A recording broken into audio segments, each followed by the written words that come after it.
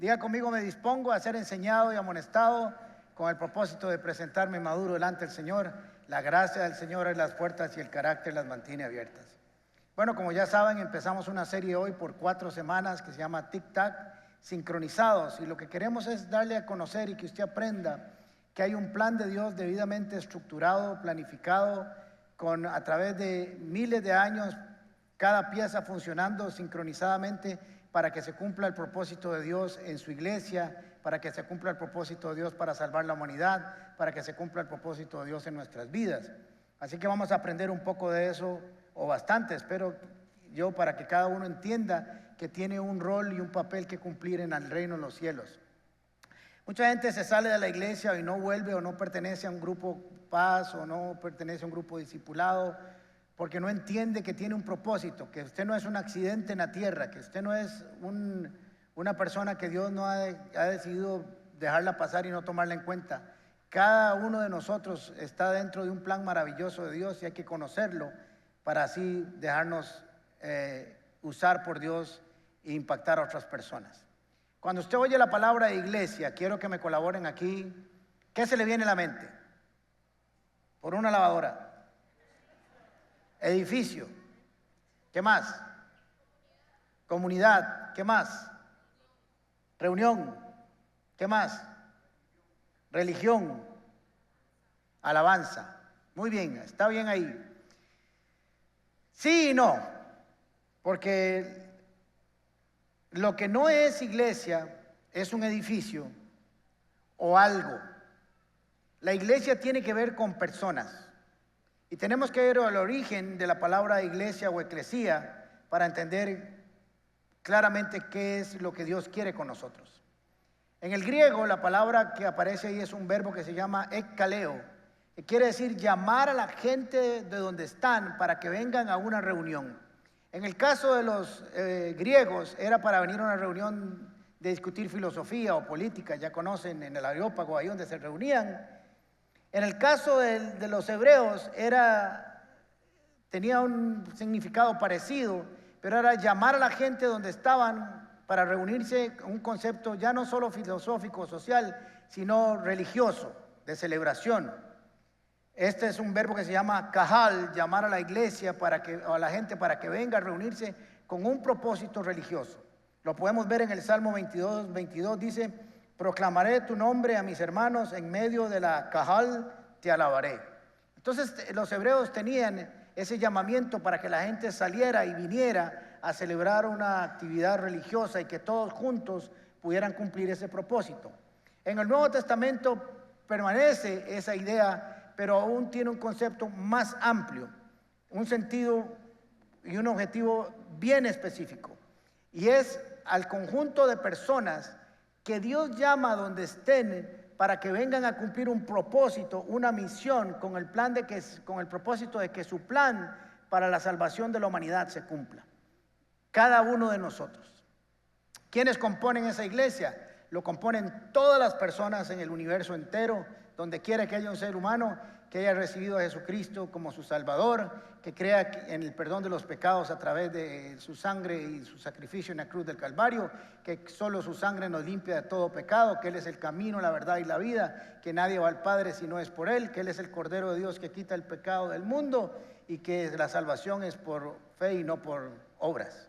Así que donde quiera que esté alguien que haya creído esto, es parte de esa iglesia, de ese grupo de personas que han sido llamadas para cumplir un propósito de parte de Dios dentro de un plan al cual vamos a conocer ahora rápidamente. Vamos a dejar la iglesia aquí un momentito y vamos a ir al principio, porque es importante conocer el origen de todas las cosas para saber el por qué están sucediendo hoy en nuestras vidas muchas cosas. Génesis capítulo 2, versículo del 1 al 6, tenemos la creación o el ordenamiento. Dios creó los cielos y la tierra estaba desordenada y vacía, y ya saben, fue ordenando la luz, la separó de las tinieblas, puso los astros, separó la tierra de las aguas, etcétera, etcétera. Y en el capítulo 6 dice que Dios descansó, hizo todas las cosas perfectas y descansó el séptimo día. Entonces vamos a irnos al capítulo 2, versículo 7. Una vez que estaba todo el ecosistema listo para que el hombre fuera formado, ya Dios había terminado el trabajo de preparar este ambiente, forma al hombre, versículo 7, perdón. Y Dios el Señor formó al hombre del polvo de la tierra y sopló alito. Ese alito no soy yo, ese es otro alito, ese es aliento de vida, y el hombre se convirtió en un ser viviente.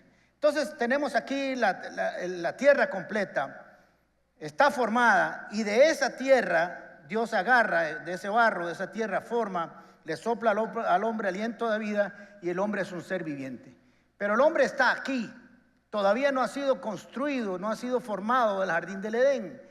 La gente cree, y si yo hubiera hecho una pregunta, la gente cree que el hombre fue formado del huerto del Edén, pero no fue así. El hombre fue invitado, una vez que se nació y que Dios lo construyó, a vivir en ese lugar especial que tenía que ver con la comunión del hombre. Génesis capítulo 2, versículo 8. Vamos a leer mucho porque es importante que lo conozcamos. Dios el Señor plantó un jardín al oriente del Edén. Este jardín es una zona geográfica específica, determinada, cercada, preparada por Dios. Está ahí por donde hoy es Irak, porque así se puede sacar por las coordenadas o por la descripción que hay.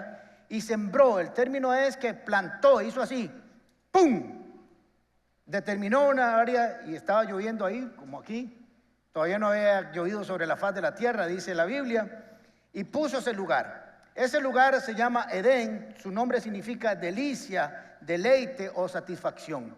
Este lugar sería para delicia, para deleite y satisfacción del hombre, de Adán y Eva y sus generaciones, para que aprendieran a relacionarse con Dios, para que Dios les manifestara su gloria, para que pudieran conocer la revelación de Dios para sus vidas.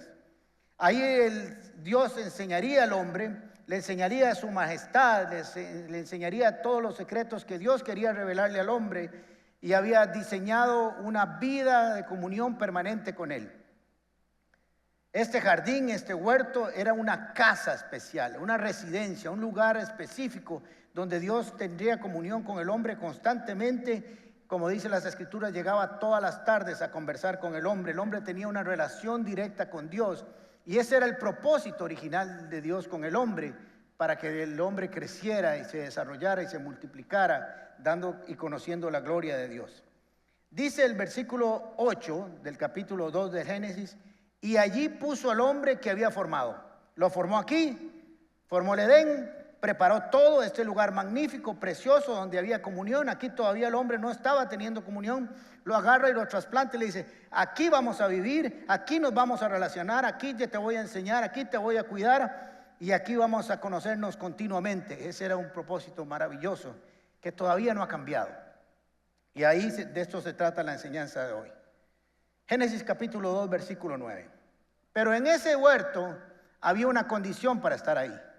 La gracia del Señor había abierto las puertas de ese Edén y ese jardín, y el carácter las iba a permanecer abiertas o las iba a cerrar. Génesis 2, 9. Dios el Señor hizo que creciera toda clase de árboles hermosos, los cuales daban frutos buenos y apetecibles. En medio del jardín hizo crecer un árbol de la vida y también el árbol del conocimiento del bien y el mal. Miles de árboles. Podía comer de cualquiera, pero ya conocemos la historia. El hombre comió del que no debía comer. Génesis capítulo 2, versículo 17. Pero del árbol del conocimiento del bien y el mal no deberás comer. El día que de él comas, ciertamente morirás. Cuando Dios dice ciertamente, usted puede rajar que va a pasar. Cuando Dios dice le aseguro que eso va a suceder, va a suceder. Ahora, ya saben que la serpiente engañó a Eva y a Adán y les dijo que no morirían, porque ciertamente no dejaron de respirar y siguieron viviendo, pero fueron echados de este lugar. Y para Dios, cuando alguien pierde su comunión con Él, está muerto. Sobre todo porque la comunión se pierde por el pecado, y la paga del pecado es muerte. Entonces tenemos que podía comer de todos los árboles, pero decidió comer de ese árbol. Ya saben mi teología, ese árbol no era un árbol de frutos, eran leches condensadas guindando del árbol, y uno con una lata de leche condensada se deja ir por cualquier vara. Así que yo entiendo por qué Eva se fue con todas. Pero le puso una condición. Ahora la gente puede decir, ¿por qué Dios pondría una condición o un árbol que los podía hacer pecar o podía hacer fallar? La razón es muy sencilla y quiero que me pongan mucha atención. Usted no sabe si es obediente o no hasta que tenga la libertad de ser desobediente. ¿Me siguieron? Usted no sabe si ama a alguien hasta que tenga la libertad de no amarlo. Nunca sabría si lo ama si no tiene la oportunidad de no amarlo. Por eso Dios puso ese árbol ahí para que el hombre se diera cuenta lo bueno que era obedecer y lo malo que era desobedecer. Por eso cuando comieron, en Génesis capítulo 3, versículo 7, dice, en ese momento se le abrieron los ojos y tomaron conciencia de desnudez, y por eso para cubrirse entretejieron hojas de higuera. Pues bien, entonces comieron, y les voy a decir cómo es que conocieron el bien y el mal. No es que de pronto comieron y se les vino una revelación y entraron en el éxtasis así de loco y de pronto conocían el bien y el mal. No, es que cuando comieron se dieron cuenta lo malo que fue comer y lo bueno que era no comer. A partir de ahí desarrollaron una conciencia de lo bueno y lo malo. ¿Me siguieron? No fue una revelación sobrenatural que vino y ¡prum!, de pronto vieron las cosas malas, sino que apenas desobedecieron, se dijeron, ya sabíamos porque esto no debíamos de hacerlo. Y se dieron cuenta lo bueno y maravilloso que había sido antes de no comer. Así sucede también en nuestras vidas. Entonces, este jardín, este deleite, este lugar de satisfacción, fue un regalo de Dios. El hombre no hizo absolutamente nada, no cumplió ninguna ley, no hizo ninguna buena obra, no hizo absolutamente nada. Solo Dios lo agarró y lo trajo a este lugar como un regalo de su gracia, del favor, de su misericordia y de su bondad para relacionarse con Él. Siempre, póngame mucha atención, el acceso a Dios siempre ha sido por gracia desde el principio. Siempre. Aún cuando ingresamos al huerto. ¿No le sorprende eso? Siempre ha estado ahí. Entonces les puso, el hombre no hizo ningún mérito, lo único que tenía que hacer era sujetarse a las condiciones que habían ahí. Ahora vamos a ver si lo que estoy diciendo es verdad o mentiras para que aprendamos esto. Génesis capítulo 3, versículo 23 en adelante. Entonces Dios el Señor expulsó al ser humano del jardín del Edén para que trabajara la ¿qué? La cual lo expulsó de aquí y lo devolvió de donde venía. Él no venía de aquí. El hombre no nace en el jardín del Edén. El hombre nace en la tierra ordinaria que Dios ha preparado para lo ordinario y lo llevó a lo sobrenatural. Y como el hombre renunció por desobediencia, fue devuelto a donde estaba. Entonces había que construir un plan, porque el plan de Dios se había echado a perder. No porque Dios es imperfecto, sino porque le había dejado al hombre la libertad de obedecer o no obedecer. Había que construir un plan que fuera sencillo y que se pudiera cumplir a través de las generaciones y que se pudiera cumplir en el tiempo adecuado, que todas las piezas estuvieran sincronizadas y a tiempo para que viéramos su salvación. Génesis capítulo 3, versículo 15. Esto es un plan, y ahora se lo voy a explicar, porque cuando uno lo lee suena como algo en ruso, con chino, con portugués al mismo tiempo. Pondré enemistad entre tú y la mujer, está hablando la serpiente, y entre tu simiente y la de ella. Su simiente te aplastará en la cabeza, pero tú le morderás en el talón. Ahora les voy a decir algo, esto muy lindo para las mujeres, porque esto me lo amenazó Flora que tenía que decirlo. Ustedes saben quién manda a mi casa y la paz de la casa es, usted dice, sí, mi amor, tiene razón. Y puede estar 37 años de casado feliz y contento, plenamente, para vivir en el jardín del Edén, ¿verdad? Satisfacción y alegría. Así como la mujer fue la primera que pecó, porque eso es una realidad bíblica, Dios es tan misericordioso y extraordinariamente sabio que va a condenar a la serpiente a través de la mujer a la cual engañó y la va a restaurar, y es a través de la mujer que viene la salvación. Así que fue la primera en pecar, pero ese tiene el privilegio de que a través de ella el Salvador vendría a juzgar a la serpiente que le engañó. Y si no están felices las doñas, ya no puedo hacer absolutamente nada, porque ya ¿qué voy a hacer? Ya no puedo hacer nada. Las estoy restaurando y están calladitas. Pues bien, ahora, yo no soy diseñador gráfico, pero les hice un gráfico aquí que en mi tiempo se llamaba filmina. No sé cómo diantre se llame ahora, pero es una filmina. Así que les voy a explicar el plan para que lo entiendan y a algunos se les va a abrir los ojos a una revelación. Eva, después de pecar, entró en una enemistad, eso significa ese guante que está ahí en el medio, con la serpiente. Dios tiene que preparar un plan para restaurar lo que aquí se había empezado y que se tuvo que interrumpir por un tiempo hasta que se cumpliera el plan. ¿Me van siguiendo? Entonces va a llamar a un hombre, Abraham. Recuerden lo que les he enseñado, que Dios no escogió a Israel, sino que lo formó. Llamar, Cajal, a Moisés para que saliera de su tierra y viniera a cumplir un propósito. Llamó a Abraham para construir una familia, para que de una familia viniera una nación y que esa nación cumpliera un propósito para que Dios viniera a la tierra en Cristo Jesús y se cumpliera el plan de salvación. Entonces, de ahí, de esa generación que ahora les voy a explicar, María daría a luz un niño que es Jesús. La serpiente lo mordería en el talón, porque se considera que una mordida en un talón no es peligroso, no mata a nadie. Además de que la serpiente, por ser un animal rastrero, nunca se podrá levantar más alto que el talón de nosotros. Por eso siempre está bajo nuestros pies, y ahí es donde debe estar siempre. Entonces hice una lupa, vea qué gato yo, para que todos vieran que le estaba mordiendo en el talón. Jesús va a la cruz para morir por nuestros pecados, como el Cordero de Dios que quita el pecado del mundo. Le va a dar un mazazo a la serpiente y le va a destruir la cabeza, porque eso es lo que dice ahí, y lo va a tirar al inodoro. Eso no está en la teología, pero eso lo inventé yo. ¿Ok? ¿Lo vieron gráficamente? Ese es el plan de Dios. Y usted y yo somos parte de ese plan. No solo de los que son salvos, sino que tenemos que llevar a la gente para que vuelva a casa, como Dios nos va a llevar a casa en Cristo Jesús. Ahora, no sé si usted ha leído las genealogías en la Biblia, pero el propósito de esas genealogías es marcar líneas directas de principio a fin con el propósito de Dios, para que cuando usted y yo las leamos y las conozcamos, nos damos cuenta que no hay accidentes en el plan de Dios. Todo está debidamente coordinado, preparado, sincronizado a tiempo, unas piezas con otras. Póngame la primera. Ven, esta es una genealogía o una descendencia o un árbol genealógico a través de José. Empieza de José y se va para atrás.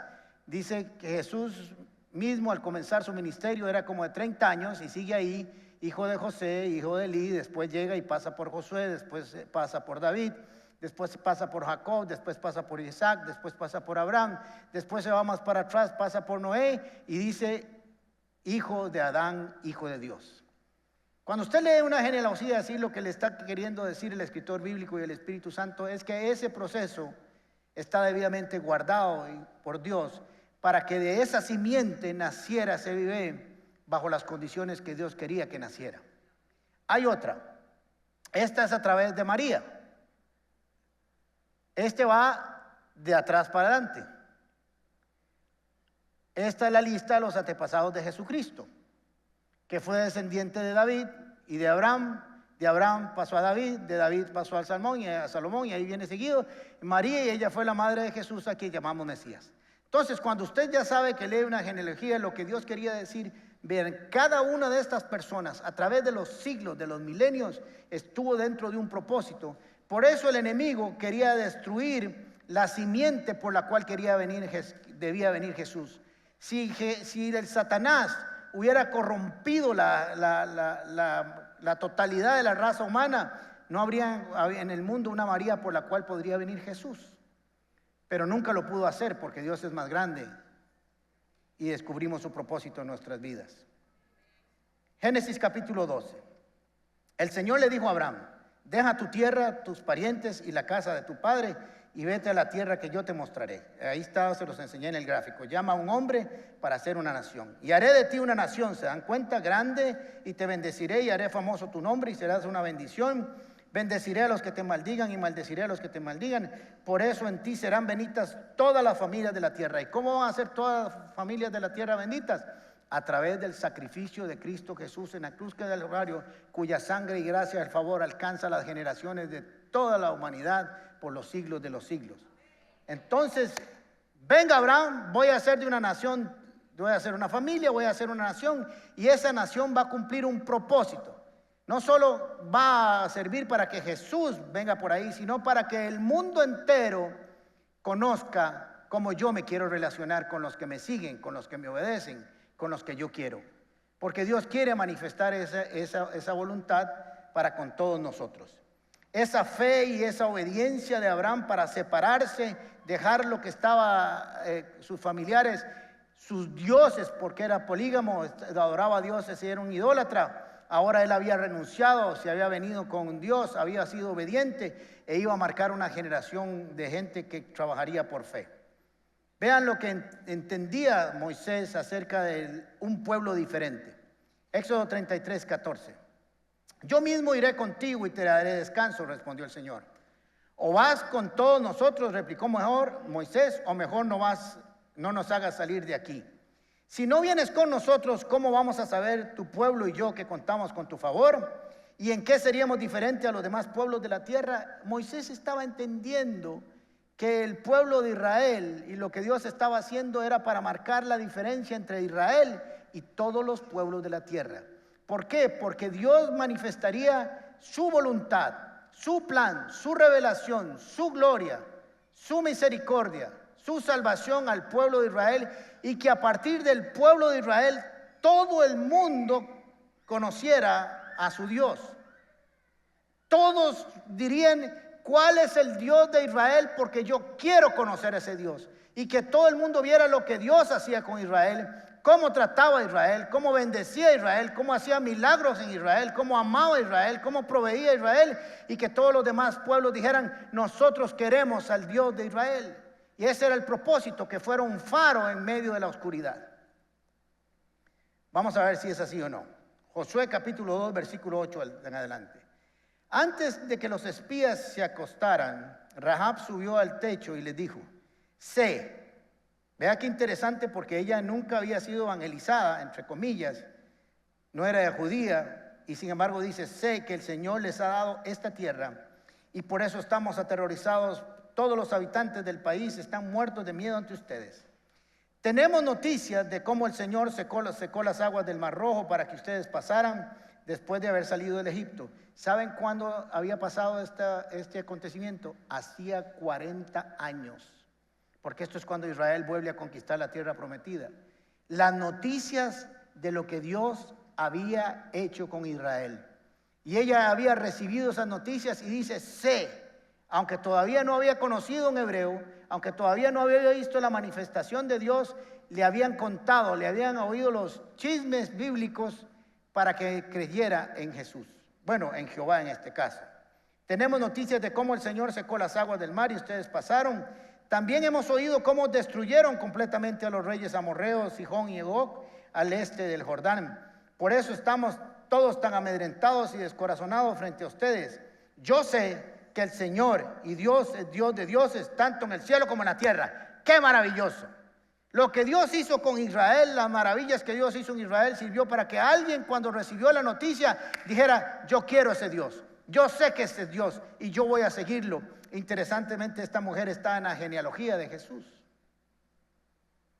porque creyó. Vamos a otro caso. Éxodo 18, 9 en adelante. Jetro se alegró de saber que el Señor había tratado bien a Israel y lo había rescatado del poder de los egipcios. Y exclamó: alabado sea el Señor, que los salvó a ustedes del poder de los egipcios. Alabado sea el que salvó a los israelitas del poder opresor del faraón. Ahora sé, otra vez, alguien que no es hebreo, alguien que no es judío, alguien que no conocía las profecías, alguien que solo conoció los antecedentes de lo que Dios había hecho, dice: ahora sé que el Señor es más grande que todos los dioses.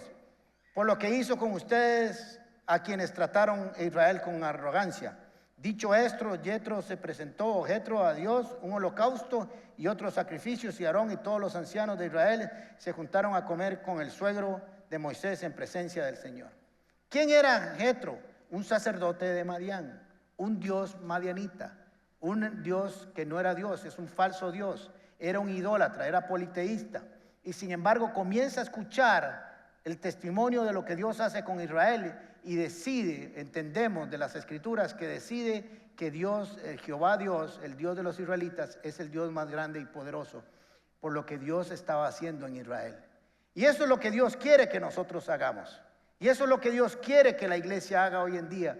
Que la gente sepa lo que Dios hace con nosotros. Que la gente sepa lo que Jesús hace en nuestras vidas. Que Jesús se mueva entre nosotros de tal manera que los que no le conocen puedan decir: yo quiero al Dios de Alejandro, yo quiero al Dios de Álvaro, yo quiero al Dios de Ricardo, de Isabel, de Magda, de Felipe. Yo quiero conocer a ese Dios por lo que ha hecho en sus vidas. Yo quiero acercarme a Él.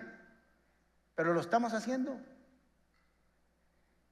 Éxodo capítulo 19, versículo 5 en adelante. Esto es más o menos unos 1400 años del Nuevo Testamento.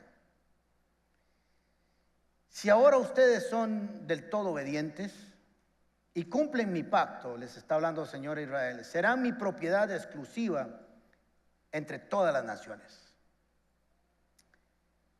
Y aunque toda la tierra me pertenece, ustedes serán para mí un reino de sacerdotes y una nación santa.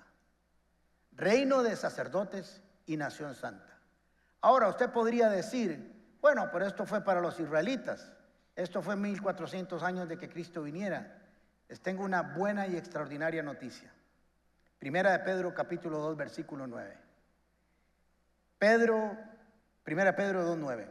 Pero ustedes son linaje escogido, real sacerdote, nación santa, pueblo que pertenece a Dios, para que proclamen las obras maravillosas de aquel que los llamó de las tinieblas a la luz admirable. Es exactamente lo mismo. Porque el propósito de Dios sigue siendo el mismo. Que usted y yo tengamos en nuestra boca y en nuestro testimonio el privilegio de anunciar que Cristo vino para salvarnos y para llevarnos de vuelta a casa. Usted no es un accidente en esa silla. Usted es una persona a la cual Dios rescató, salvó y está puliendo, y el que empezó la buena obra en usted la terminará, para que usted sea testimonio, sal y luz en esta tierra, para anunciar que Jesucristo está entre nosotros como Salvador, que es el camino, la verdad y la vida, y que solo hay esperanza en Él. Está en la iglesia y no está en ningún lugar. Por eso el enemigo quiere destruir la iglesia, por eso el enemigo quiere destruir su testimonio, porque es con el testimonio de la iglesia que la gente ve lo que Dios hace con nosotros. No lo puede ver con los animales, no lo puede ver con la naturaleza, aunque la naturaleza habla de Dios. No cuentan el evangelio, no cuentan las grandes maravillas. Usted y yo tenemos el privilegio de ser esa nación santa, un pueblo escogido, un real sacerdocio, que pertenece a Dios, para proclamar las virtudes, las bondades, lo maravilloso de aquel que nos llamó de las tinieblas y nos puso en la luz. Eso es lo que Dios quiere. Pero cuando no entendemos eso, algunos solo se han pasado de religión, se pasaron de edificio, pero no entienden que fuimos pasados de reino, que es diferente. Pasamos de un reino a otro reino. Pasamos de un rey de las tinieblas, del engaño, de la mentira, de la destrucción, a un rey de la verdad, de la luz, de la esperanza, de salvación. Usted es parte de un reino poderoso que tiene todo el poder de Jesucristo en sus manos a través del Espíritu Santo para hacer grandes prodigios y enseñarle a este mundo que hay esperanza en Cristo Jesús.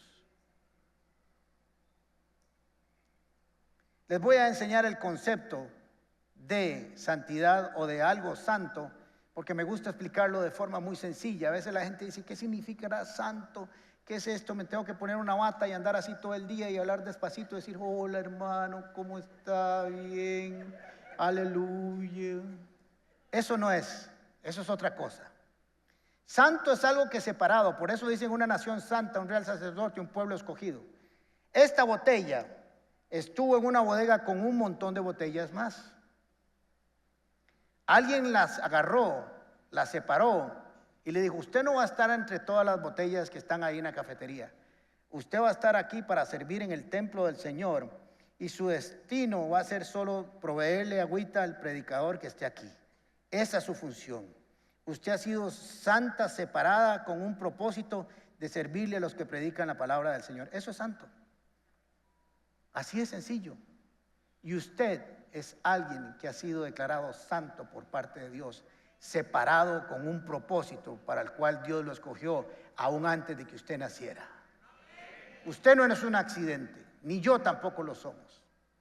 Ahora les voy a contar una historia que, si usted la ve en el libro de Números, tiene sentido, pero si usted la tira en el tiempo, se da cuenta de que todo está sincronizado y planificado, y que todo lo que estaba en el Antiguo Testamento son sombras y figuras de lo que había a venir. Algunos creen que la Biblia se contradice, pero es que no la conocen, no conocen el plan, no conocen los propósitos de Dios. El propósito de Dios con Israel era revelarle la bondad de Dios para con Israel y para con la humanidad. Les dio las revelaciones de cosas celestiales que algunos entendieron y otros no, y despreciaron, como el tabernáculo en medio del pueblo de Israel, que era la presencia de Dios, y toda la liturgia que había en el sacrificio del Cordero en la Pascua, que estaba hablando de Jesús. Cuando un israelita vio el sacrificio del Cordero en el tabernáculo y vio a Jesús en la cruz del Calvario, tuvieron el privilegio de ver ambos y entender el concepto de la unidad de esa enseñanza y ese sacrificio. El pueblo de Dios había estado quejándose como siempre, los israelitas, que qué pereza que siempre comían lo mismo, que qué pereza que hacían lo mismo, que qué pereza que no había nada nuevo. Entonces Dios de ahí no le cuadró, porque hay cosas que no le gustan a Dios, ¿verdad? Entonces dice Números 21:6: por eso el Señor mandó contra ellos serpientes venenosas para que los mordieran, y muchos israelitas murieron. Voy a aclararles algo porque hay que conocer bien la narración bíblica. No es que Dios les envió serpientes para que los mordieran. Según Deuteronomio, el desierto estaba lleno de serpientes y escorpiones, y no lo dice solo la Biblia, lo dice Discovery Channel. Usted lo puede ver. Está lleno de serpientes y escorpiones.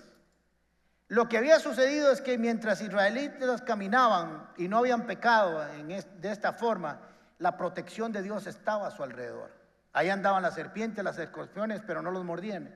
Pero una vez que ellos dijeron que lo que hacía Dios no sirvió, entonces Dios dijo: bueno, si no sirve la comida que yo doy, tampoco sirve mi protección. Y se corrió a un lado y las serpientes comenzaron a morderlos. Estas serpientes representan el pecado, a Satanás. Y esta mordedura de muerte representa el pecado, porque la paga del pecado es muerte. Entonces comenzaron a morir a causa de la mordedura del pecado, de su rebelión. El pueblo se acercó entonces a Moisés y le dijo: hemos pecado al hablar contra el Señor y contra ti. No, ruégale al Señor que nos quite estas serpientes. Moisés intercedió. Sacerdote es alguien que ministra las cosas de Dios y acerca a alguien. Cada uno de nosotros es sacerdote. Cuando usted predica, cuando usted ministra, cuando usted ora por alguien, cuando usted le enseña la palabra, está agarrando a alguien de la mano, está agarrando al Señor de la mano y los está viendo y les digo: los presento, este es su Salvador y este es su Hijo ahora, Padre Celestial. Eso es el sacerdocio, en palabras sencillas. Moisés intercedió por el pueblo como sacerdote, y el Señor le dijo: hazte una serpiente y pon un asta. Todos los que sean mordidos y la miren vivirán. Moisés hizo una serpiente de bronce y la puso en un asta, y los que eran mordidos miraban la serpiente de bronce y vivían. Ahí que andaba yo, mordido. Solo tenía que levantar mi mirada donde quiera que estuviera en el campamento, veía el asta de la serpiente y no moría. ¿Qué significaba eso? Si usted lo deja ahí solito, pues significa que Dios quiso sanarlos de una manera extraña, pero quería salvarlos. Pero lo que no comprendían los israelitas es que Dios les estaba revelando la misma obra de Cristo Jesús en la cruz del Calvario. Estaba presentándoles una manifestación profética de lo que Jesús haría. Cuando Nicodemo se acerca a Jesús y le dice: sabemos que vienes de parte de Dios, porque nadie puede hacer las cosas que tú haces. Jesús tiene una conversación con él y le dice, entre otras: como levantó Moisés la serpiente en el desierto, así también tiene que ser levantado el Hijo del Hombre, para que todo aquel que crea en Él no te pierda, mas tenga vida eterna, o para que todo el que crea en Él tenga vida eterna. Nicodemo, conociendo las Escrituras como era, pudo visualizar exactamente lo que Jesús estaba diciéndole, pero más aún, cuando lo vio clavado en la cruz del Calvario, dijo: ya entendí esta vara. Así fue como lo dijo, yo sé. Ya comprendí esto. El privilegio de haber leído esta profecía, de ser parte de este pueblo que experimentó ver al Mesías siglos antes de que muriera. Un plan perfecto, una sincronización en el tiempo, en los personajes, en cada cosa, en cada lugar. Lo que Dios quería y sigue queriendo es lo siguiente. Me puse a diseñar, ¿verdad? Últimamente. Israel, como una nación, como la nación de Dios, les anunciamos al mundo entero que la revelación profética a través de los profetas, a través de figuras, a través del tabernáculo, a través de todo lo que Dios manifestó, les garantizamos que viene un Mesías que morirá en la cruz. Ya lo dijo Isaías, podemos saber hasta cómo va a morir, lo que va a decir, en el tiempo que va a vivir y cuándo se va a levantar. Les aseguramos que ese Mesías va a venir. Y la iglesia de Jesús se para a este lado y le decimos: si les aseguramos que lo que que la Biblia dice, el Padre Celestial le dijo a los hebreos, se cumplió en Jesús, y que ya vino y se cumplió su profecía y se cumplió su palabra, y queremos decirle que si usted quiere ser salvo, que Jesús vino para salvación del mundo entero, no para condenarlo, sino para salvarlo, le garantizamos que aunque no lo hemos visto, Él ya vino. Y todos coinciden en la cruz, porque ese es el plan de Dios, que usted y yo lo anunciamos. Israel no cumplió mucho con ese propósito, pero la iglesia no puede olvidarse que somos una pieza importante dentro del plan de Dios para anunciarle a este mundo que no tiene por qué seguir muriendo. Ahora, ¿de qué se trata todo este plan? Porque si usted se preguntará: ¿y para qué todo esto que está pasando y todo lo que conocemos? Para algo muy sencillo. Digo yo sencillo desde el punto de vista de que Dios tiene un plan perfecto. Apocalipsis capítulo 2, versículo 7. ¿Se acuerdan? Empezamos con un árbol aquí. Estaba el árbol de la vida y el árbol del conocimiento del bien y el mal. Cuando el hombre come, es expulsado a la tierra donde había sido y se selló. Y esto dice que había un ángel, un querubín, no era yo, por cierto, pero se parecía a mí, y les prohibió comer de ese árbol. La razón de la que no podían comer de ese árbol era porque si hubieran comido en desobediencia o en pecado, hubieran sido eternamente malditos. Por eso había que, como dice Pablo, venir el postrer Adán. Así está en Romanos y en el libro de Efesios, creo que es, o Corintios, que habla del segundo Adán. Lo que este Adán no pudo hacer en Génesis, Jesús vendrá un día y les dice: síganme, porque yo abro la puerta en la cual podemos volver a casa. Y mi papá los está esperando a todos para lo que un día empezó, continúe como plan para la humanidad entera. Eso es lo que Jesús dice.